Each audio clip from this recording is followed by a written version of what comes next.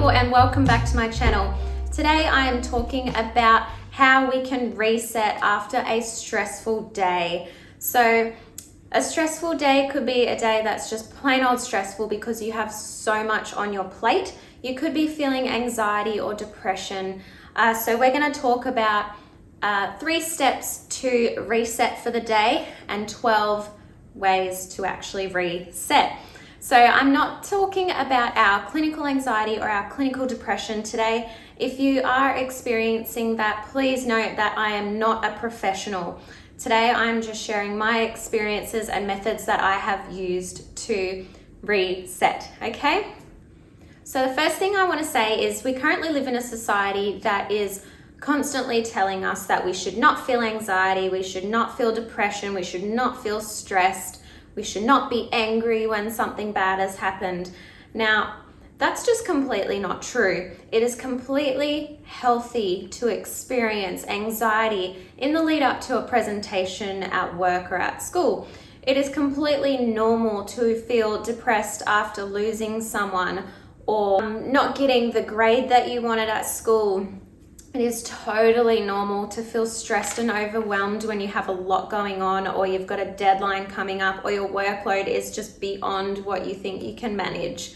Okay, so it is totally normal to experience these feelings, and they are a normal part of life. So just make sure that you do understand the difference between just our normal daily experiences of these emotions, and then there is the clinical experiences of these, such as anxiety and depression, that is being clinically diagnosed by a professional. Okay, but that is not what we're talking about today. So let's move on to 3 steps to resetting after a stressful day. So our 3 steps start with embracing it, facing it, and resetting.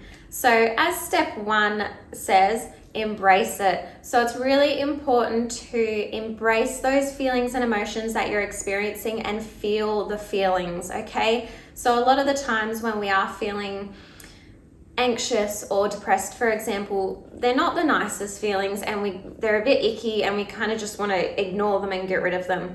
But to move on from those, it's really important that we do feel those feelings because they're there for a reason. That's our body trying to communicate with us. So it's really important to feel those feelings. So that is step 1, allowing ourselves to experience what we are feeling emotionally. So number 2 is acknowledging what has happened and why that event has made you feel the way that you do. So it's about really acknowledging, okay, I feel anxious, and this particular event has made me feel anxious. But why has it made me feel anxious?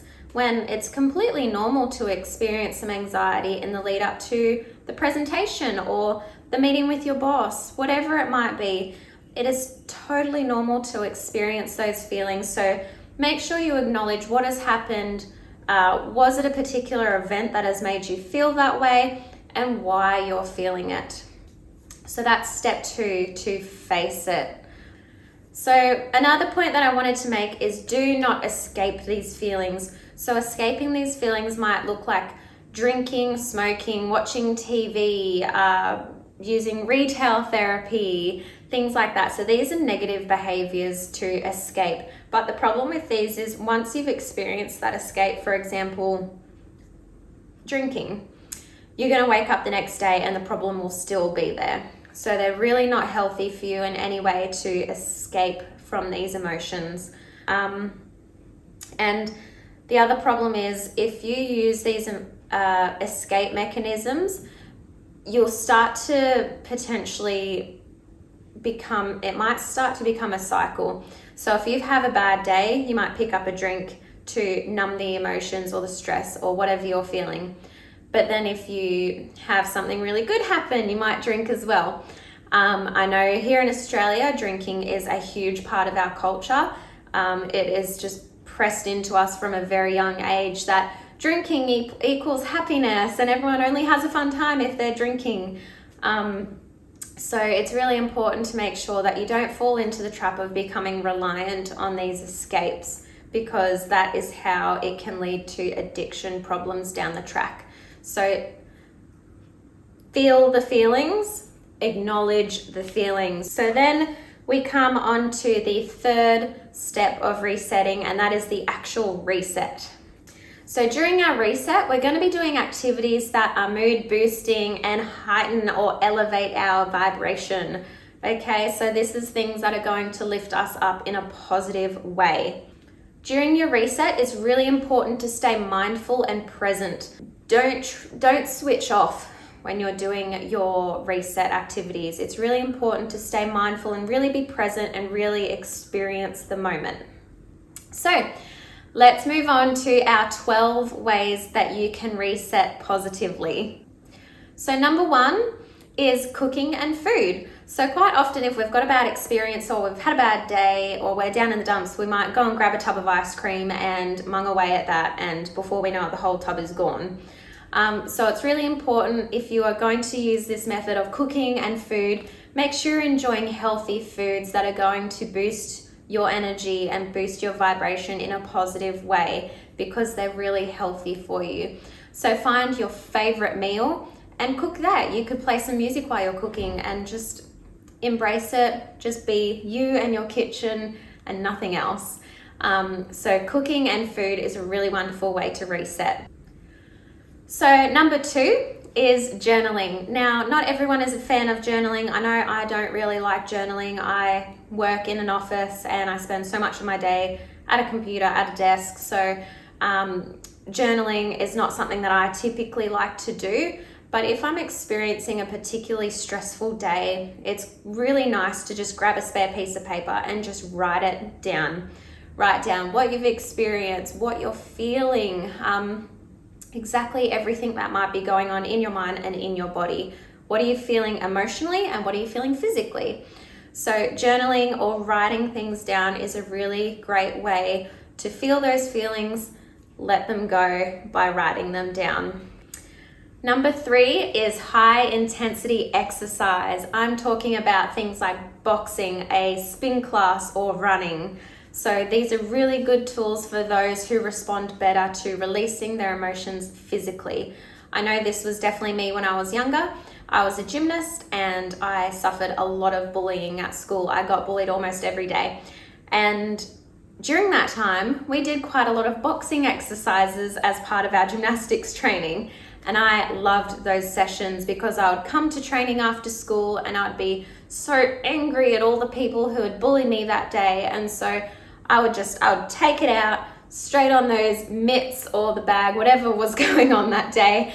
And I felt so great. I felt so empowered and I felt so strong after, especially after dealing with those bullies. It really gave me the strength to deal with that problem head on.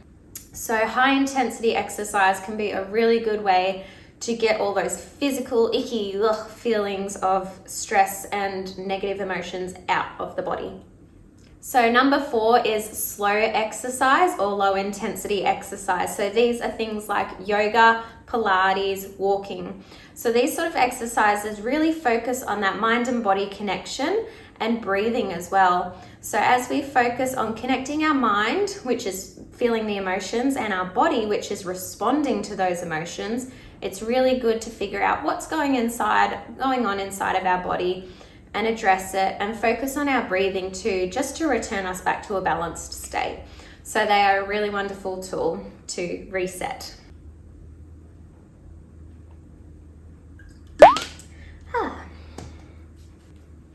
So number 5 is meditation. Now, I bet you're waiting for this one to come up on the list, but it's not that high up on my list just because a lot of people, meditation takes practice, and a lot of people don't really respond to meditation if they're not used to it, okay? If you've already got a lot of stress going on, trying to just sit there and switch your mind off is really hard to do. But if you are familiar with the practice of meditation, it is a brilliant tool to resetting after a stressful day. Another one in relation to meditation is shower meditation. Now, this is something that I actually do quite regularly. I switch off the lights in my bathroom, I pop some candles on, I will pop some essential oils at the bottom of my shower, and all that hot water and steam will evaporate the oils and create a beautiful aroma that you can breathe in as you are meditating in the shower and and really visualizing that water wash away all those emotions, okay? Letting go of them and really feeling and physically feeling that washing away sensation. So number 6 sort of ties in with my last one, and that is the use of essential oils. So one of my favorite essential oils is lavender. Now, when I was experiencing really bad anxiety, I would often, before leaving the house, I would put some lavender on my collars so I could really smell that beautiful essence of lavender, and it would be so calming and homely. So it was a really great feeling when I was experiencing anxiety out of the house, because it felt like home, that scent. And so I used it quite often, and I often kept it in my handbag just to top up throughout the day. I still use lavender almost every day now, but I used it in my diffuser for a sleeping time aroma. So number 7 is grounding. You might have heard of this term before. If you're not familiar with grounding, it is essentially connecting your body directly to the earth beneath you. So that is things like walking barefoot on dirt, grass, sand, walking barefoot at the beach. So that activity of connecting your bare feet and your bare body to the earth with no shoes or anything like that, you're actually connecting with the electrical charges from the earth, and this connects to our vibrations as humans and our electrical pulses within our body. So it's really beneficial to connect with the earth. So number 8 is cold therapy. Now, I'm not really one to use cold therapy too much. I hate being cold. So if you are interested in cold therapy, definitely look up the Wim Hof method. So this is experiencing the body in cold environments and really controlling your breathing during that experience, okay? So have a look at that one. It is really beneficial. So many people have responded really well to this technique, so have a look. Number 9 is swimming, and in particularly swimming in a natural body of water. So that is things like rivers, the beach, especially naturally moving bodies of water. Moving water is filled with negative ions, and these negative ions create positive responses in the body. It really boosts your mood. It's so good for you in so many ways. Just getting out there in the sun, in the water, it's so beneficial. So swimming in a naturally moving body of water. Number 10 is music. So with music, I want to add into there singing and dancing. Music is something I use almost every single day. It boosts my mood up so quickly. I love cranking the music when I get home from work, singing and dancing like an absolute spaz in the kitchen. It makes me feel so good. And even if I've had a stressful day, within a few minutes of singing and dancing to my favorite songs, I'm on top of the world. So music is something that people have been enjoying for hundreds of years. So really focus on those positive, uplifting songs and really just let go. You know, sing and dance to your heart's content. Forget that, you know, the neighbor might hear you. Stuff them, you know. Go for it, enjoy it, and have some fun with it.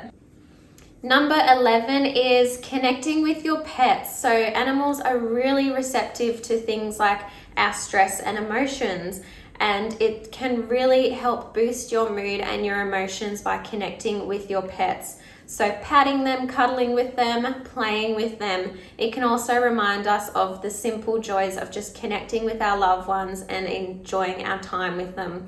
As most of us know with pets, it doesn't take much, but a little bit of love and some treats can really make their day, but it can also make our day as well. And number 12, which is a really important one, is talking to someone you trust. So finding that person who you can really be open and honest with and let your guard down a little bit. Talk to them about what you've experienced and how it's made you feel. But talking to someone you trust. If you don't have that person, you might want to seek therapy. There are places like BetterHelp. I've actually used BetterHelp in the past. So if you're not comfortable seeing a therapist face to face, you can actually have therapy sessions that's all on Messenger. So it's a really good introduction to therapy if you're quite nervous and uncomfortable with it. Those are my 12 ways to reset positively. I hope this has helped you guys. So remember, the 3 steps of resetting is embrace it, face it, and reset. Okay? Have a beautiful day, and if there is any more content like this that you would love to see, please put it in the comment box below, and I look forward to connecting with you again. Bye.